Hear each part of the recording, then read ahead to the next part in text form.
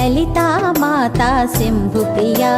జగతికి మూలం నీవమ్మా శ్రీ భువనేశ్వరి అవతారం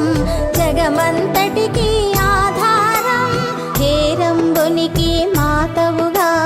హరిహరాదులు సేవింప చండుని ముండుని సంహారం చాముండేశ్వరి అవతారం పద్మరేకుల కాంతులతో బాలా త్రిపుర సుందరిగా హంసవాహన రూపిణిగా వేదమాతవై వచ్చితివి శ్వేత వస్త్రము ధరించి అక్షరమాలను పట్టుకొని భక్తి మార్గము చూపితివి జ్ఞాన జ్యోతిని నింపితివి